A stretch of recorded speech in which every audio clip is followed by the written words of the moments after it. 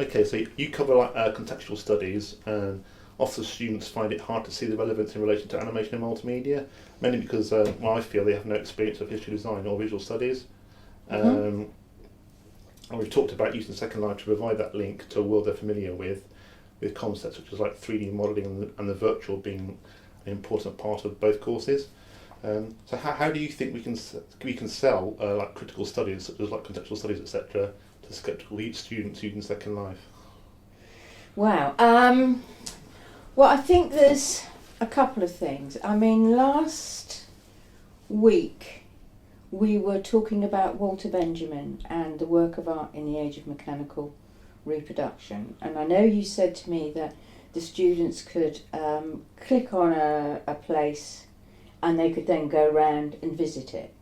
So I think that they need to be able to set Second Life within some kind of critical context. I think it's important that they don't accept it uncritically. That's one thing, and realise that it is not the work of art, it is not the place, it is a representation of that place. So I think there are political arguments that you can bring to bear in terms of that, and I think they certainly need to be aware of the kind of context of it, and that it is a media representation of something else. I think that's really, really important, and that they become critically aware of what they're looking at.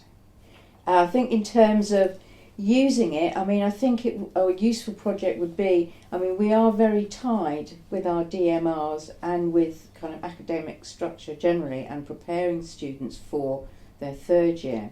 We're very tied into that writing an essay, which is what they find really, really difficult.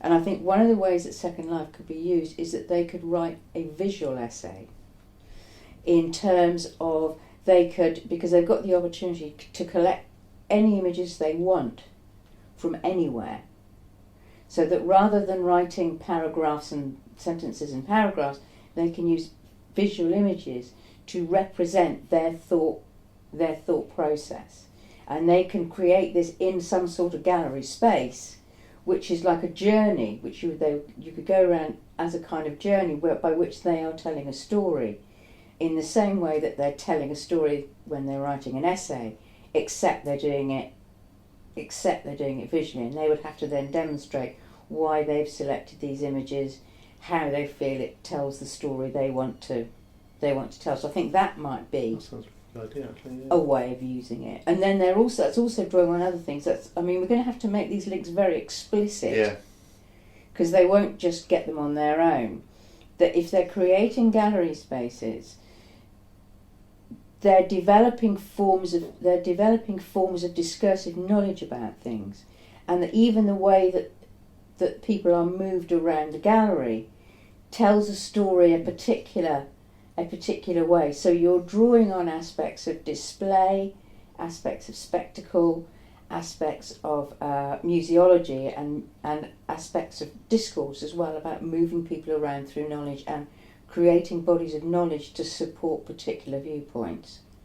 So I think it can tie in really well. They can have some fun stuff doing it, but I think the trick is going to be to get them to see the critical purpose of what they're doing. I think that's the trick we're going to have to do, is making sure they actually do see why we're actually using it, not just doing it for the hell of it. Yeah. And actually have those links in there to what we're going to be teaching them, I think. Yeah.